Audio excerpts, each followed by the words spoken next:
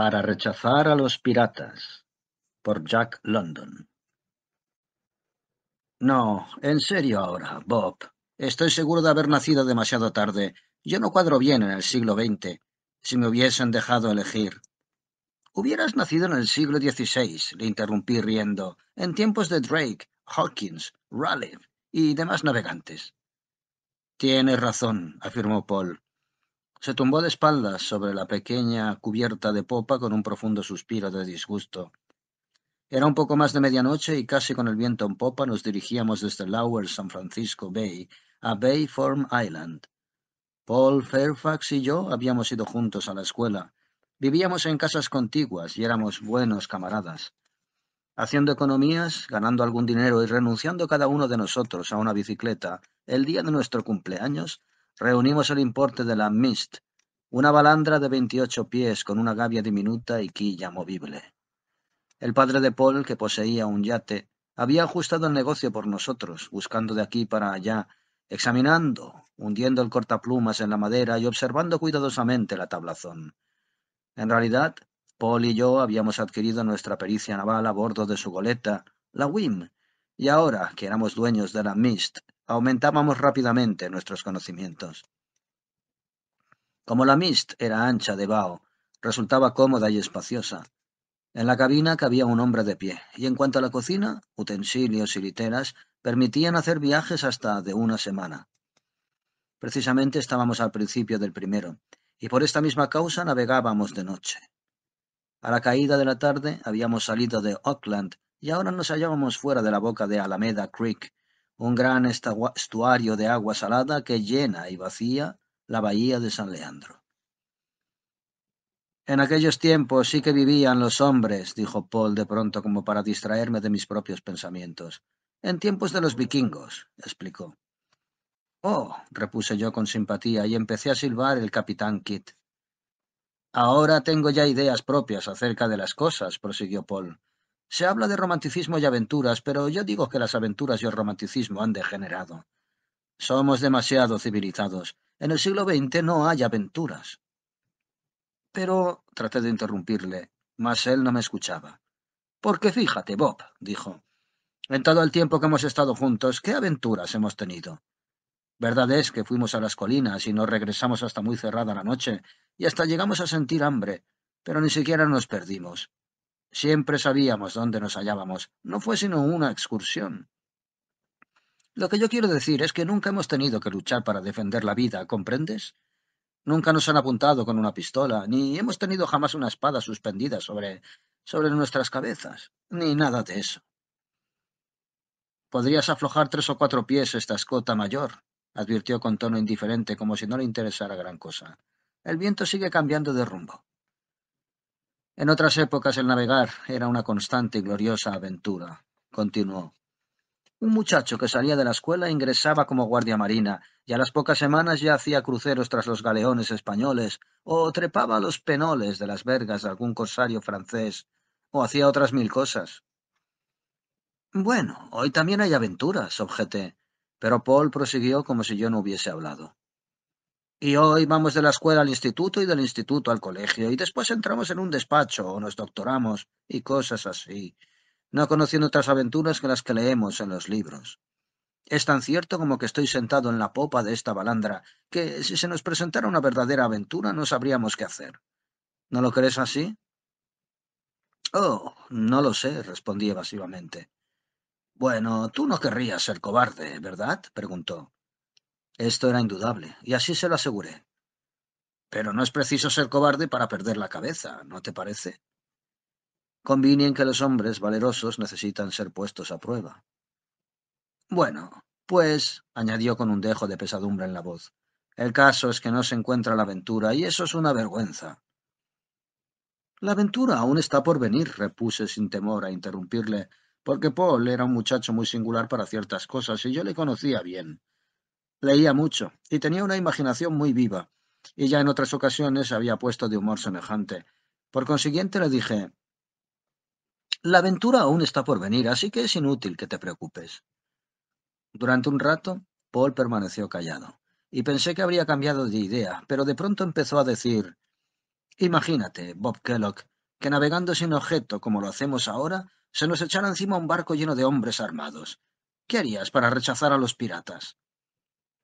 ¿Qué harías tú? Dije sutilmente. Piensa que no tenemos ni una escopeta de caza a bordo. ¿Te entregarías entonces? Preguntó enojado. Pero supón que quisieran matarte. Yo no digo lo que haría, respondí con sequedad, comenzando a enfadarme a mi vez. Pregunto lo que harías tú, sin armas de ninguna clase. Ya encontraría algo, replicó con cierta sequedad, al menos así me lo pareció a mí. Empecé a reír entonces. Pues tendríamos una excelente aventura, dije, y por consiguiente no has hecho sino decir una serie de majaderías. Paul encendió una cerilla. Miró el reloj y advirtió que era cerca de la 1. Esto de mirar al reloj solía hacerlo siempre que se argumentaba contra él. Fue la vez que estuvimos más próximos a pelearnos. A pesar de que ambos teníamos fama de pendencieros, nunca habíamos discutido como en aquella ocasión. Cuando Paul volvió a hablar, acababa de ver yo una lucecita blanca frente a nosotros. Luz de áncora, dije. Vaya un sitio para echar el ancla. Podría ser una goleta sin quilla con remolque y no estaría mal que nos alejáramos. Modifiqué la ruta de la Mist y como el viento soplaba con firmeza, corríamos a bastante velocidad, pasando tan distanciados de la luz que no pudimos averiguar a qué clase de embarcación pertenecía. Súbitamente nuestra goleta moderó la marcha, como si se deslizara sobre fango. Ambos nos sobresaltamos. El viento había arreciado y sin embargo casi nos habíamos detenido.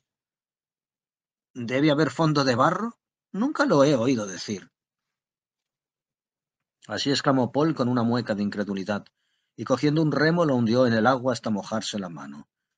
No había fondo. Estábamos anonadados.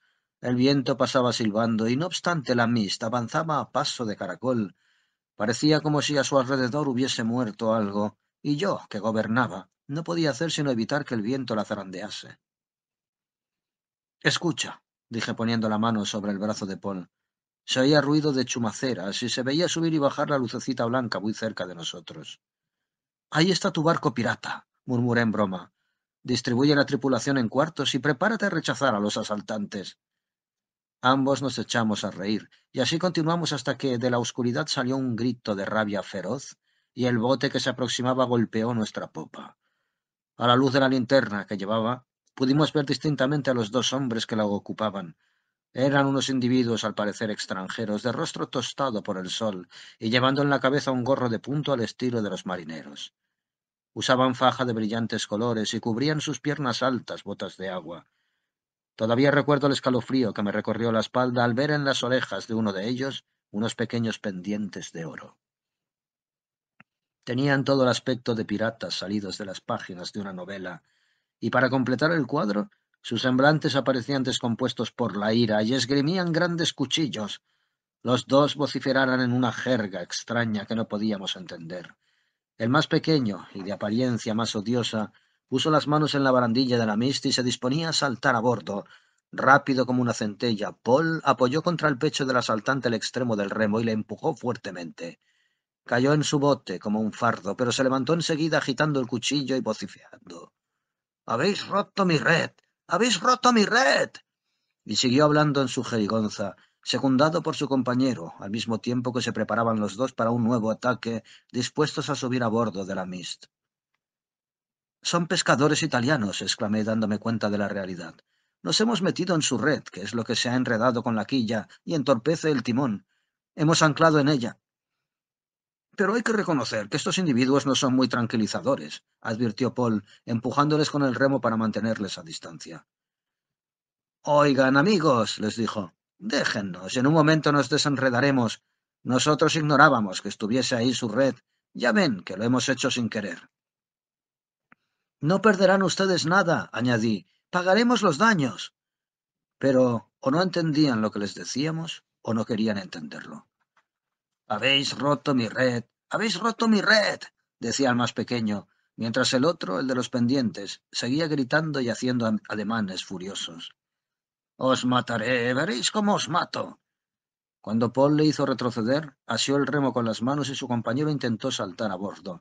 Yo, que me apoyaba con la espalda en la caña del timón, le salí al encuentro con otro remo y cayó hacia atrás en su propio bote. La cosa se ponía seria. y al levantarse y coger el extremo de mi remo me di cuenta de la fuerza de mi adversario. Confieso que sentí verdadero pánico. Pero a pesar de ser más fuerte que yo, en vez de arrastrarme no hacía sino acercar más el bote, y cuando yo empujaba, éste retrocedía.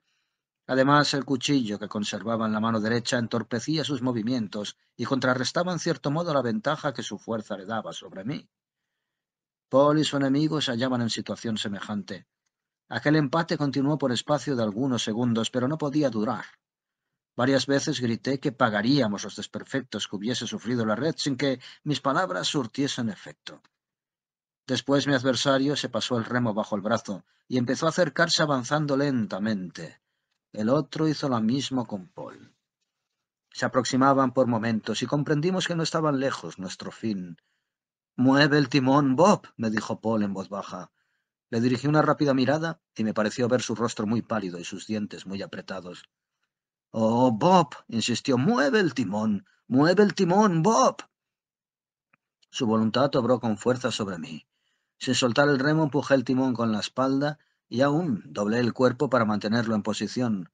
De aquel modo la Mist quedaba completamente frente al viento y esta maniobra tenía por objeto pasar la vela mayor de un lado a otro. Sentí cómo se hinchaba la lona y se levantaba el botalón. El hombre que luchaba con Paul había avanzado algo sobre la pequeña embarcación y el otro empezaba a encaramarse. «¡Atención!», gritó Paul. «¡Ahí viene!».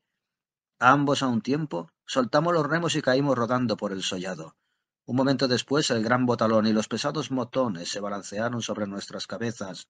La escota mayor pasó silbando como una enorme serpiente enroscada y la Mist se movió con una violenta sacudida. Los dos hombres intentaron saltar, pero fue en vano.